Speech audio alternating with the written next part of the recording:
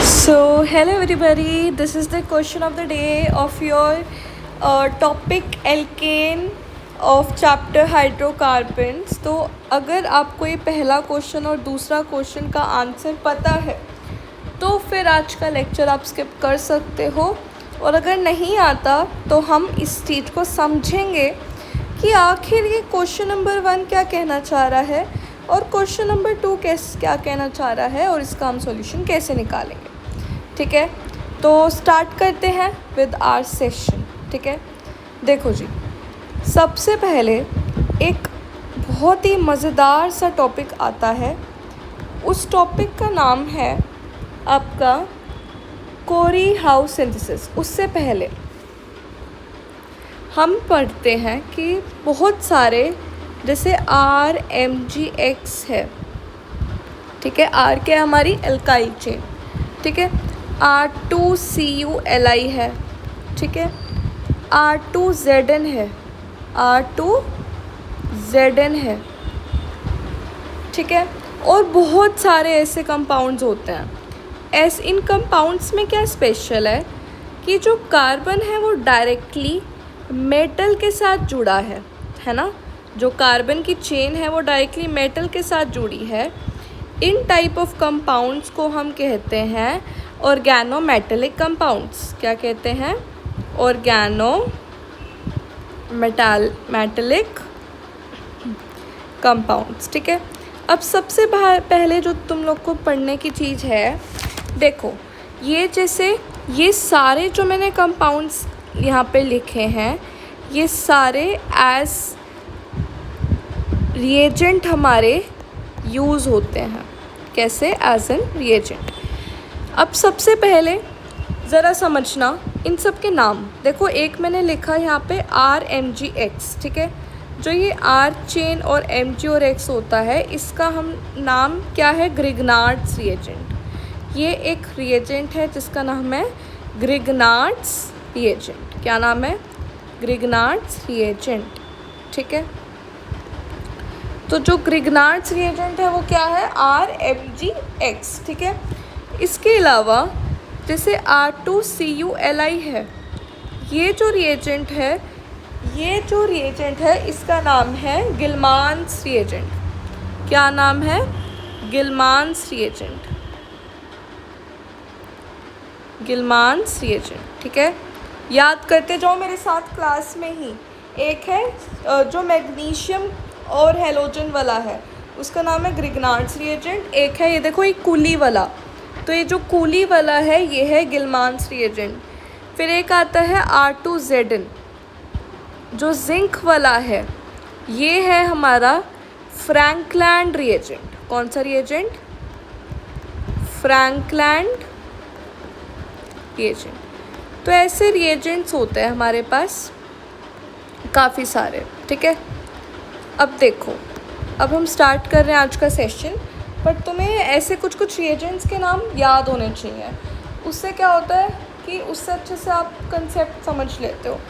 अब सबसे पहले हम शुरू कर रहे हैं अपना आज का lecture with the topic that is Corey House synthesis. ठीक है, Corey House synthesis.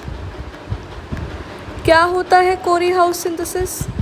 Corey House synthesis होता है कि फॉर एग्ज़ाम्पल मेरे पास कोई कार्बन की चेन है, साथ में एक हेलोजन है। ठीक है, इस चेन मैंने R' बोल दिया। ठीक है, और साथ में मैं रिएक्ट कर रही हूँ, एक छोटी सी कोई कार्बन की चेन है और साथ में कूली है। ठीक है, उसके साथ ये पूरा एक एज अ रिएजेंट हमारा यूज़ हो रहा है। तो एज अ रिज़ल्ट मुझे R' और R मिलेगा। ठीक है, और मेरा जो R है एक Cu के साथ चला जाएगा और एक मेरा LiX चला जाएगा। ये तरीका है कि जब हम इसके साथ रिएक्ट करेंगे तो क्या क्या प्रोडक्ट्स बनेंगे।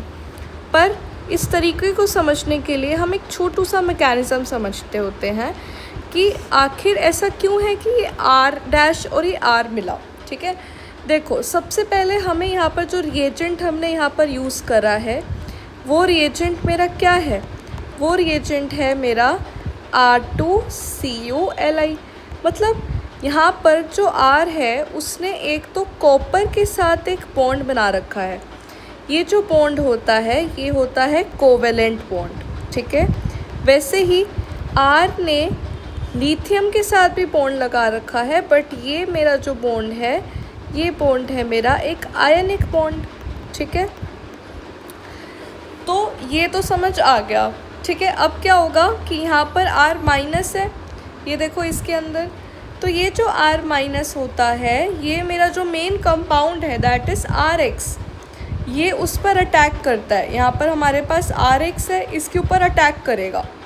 जब ये इसके ऊपर अटैक करेगा ये वाला बॉन्ड टूट जाएगा और ये दोनों बॉन्ड्स बना लेते हैं, ठीक है। ये उस पर अटैक करता है और ये दोनों बॉन्ड बना लेते हैं। और ये जो X है ऐसा समझ लो कि ये Li प्लस के पास चला गया, तो हमारे पास R और R डैश का बॉन्ड बन जाता है और उधर LiX का बॉन्ड बन जाता है। और जो R और Cu का बॉन्ड था वो तो वैसे है ही, उससे क्या है, वो R और Cu का बॉन्ड तो वैसा का वैसा पड़ा ही है। तो वहाँ से हम समझ सकते हैं कि हमारे पास ये सारे रिएजेंट्स बने। एक बार फिर से बता रही हूँ, यहाँ पर हमने क्या करा, कंपाउंड में R2CuLi था।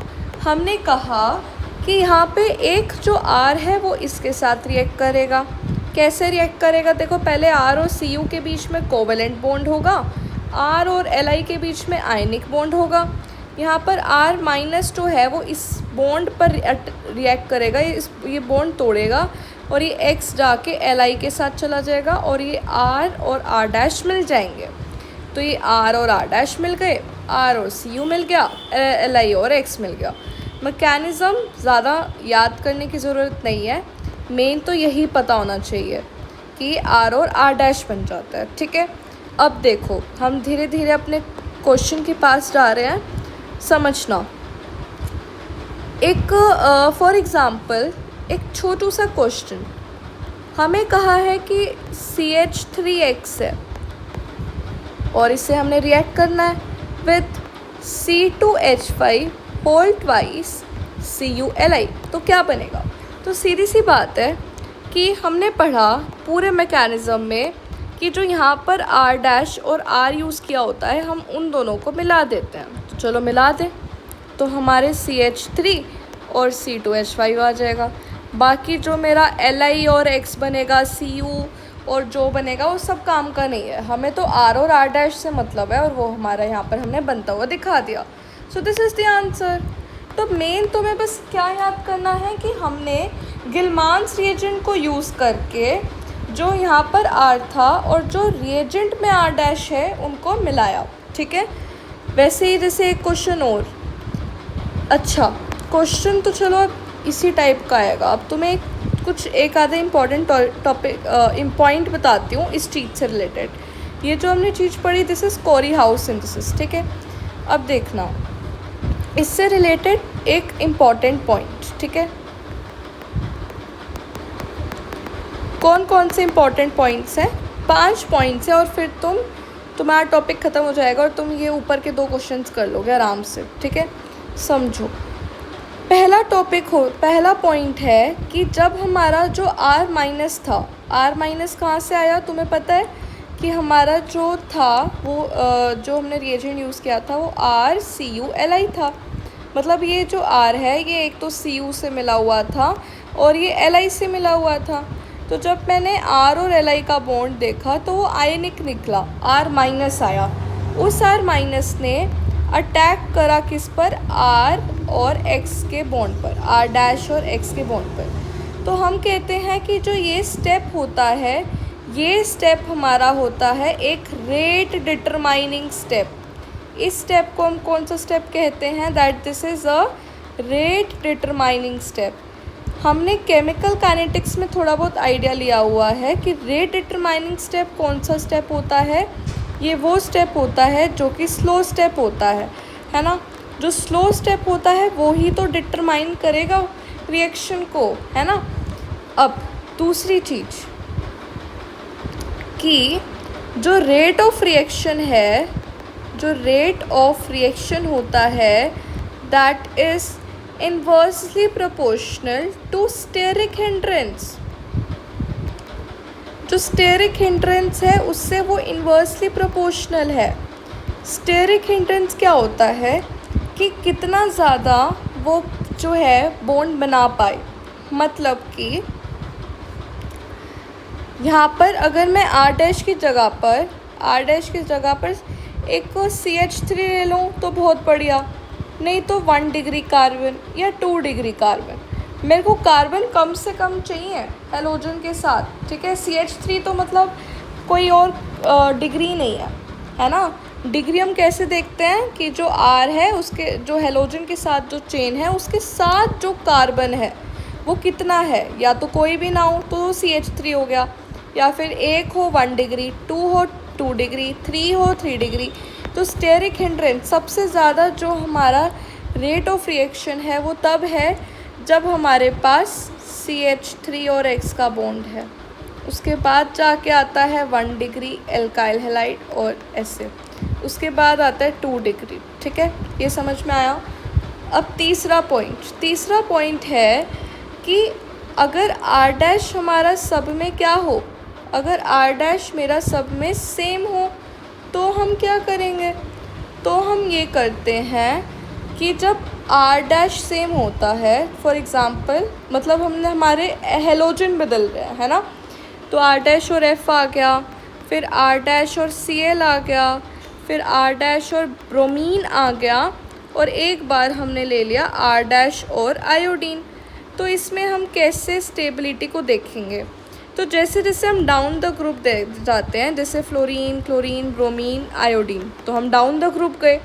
जैसे जैसे हम डाउन द ग्रुप जाते हैं तो जैसे जैसे हम नीचे जाएंगे उससे क्या होगा कि साइज़ बढ़ता है। क्या होता है कि जो साइज़ होता है वो बढ़ता है, साइज़ बढ़ता है, तो उस वजह से हम कहते हैं कि स्टेरिक हिंड्रेंस कम होती है, क्योंकि नेगेटिवली चार्ज हमारा उधर स्टेबल ज़्यादा हो जाता है। तो उसमें हम ऐसे इसमें साइन लगा देंगे, ठीक है। फोर्थ पॉइंट आएगा कि सिमेट्रिकल अगर मुझे कोई एल्केन चाहिए उसके लिए मैं यूज़ करती हूँ वुड्स रिएक्शन। ये जो रिएक्शन है कोरी हाउस सिंथेसिस, ये सिमेट्रिकल एंड अनसिमेट्रिकल दोनों के लिए यूज़ होता है, बट सिमेट्रिकल के लिए Wurtz reaction is the main. तो इसलिए मैं कहती हूँ that it is useful for unsymmetrical reactions. Clear हुआ? पक्का? चलो ये आ गया समझ में। फिर पांचवी चीज़ आती है, अब आएगा तुम्हारा मेन पॉइंट जिससे तुम उस क्वेश्चन को कर सकते हो। देखो, अगर हमें ऐसे कोई क्वेश्चन दे कि R के साथ कोई हेलोजन जुड़ा हुआ है, ठीक है, कोई R चेन है उसके साथ हेलोजन जुड़ा हुआ है, फिर हम उस पर लगा रहे हैं पहले Li, तो यहाँ पे हमारे पास RLi बन जाएगा। फिर उसके बाद हम लगा रहे हैं CuCl, तो वो क्या बन जाएगा हमारे पास, जो हमारे पास RLi था अब वो R2CuLi हो जाएगा, ठीक है। फिर उसके बाद यहाँ पर हमें दे रखा है फॉर एग्ज़ाम्पल R डैश के साथ हेलोजन, तो हम R डैश के साथ R लगा देंगे। दिस इज़ द स्टेप, बहुत इजी, ठीक है। इसी को हम यूज़ करेंगे। देखो जी, अब क्वेश्चन में तुम्हें क्या दे रखा है,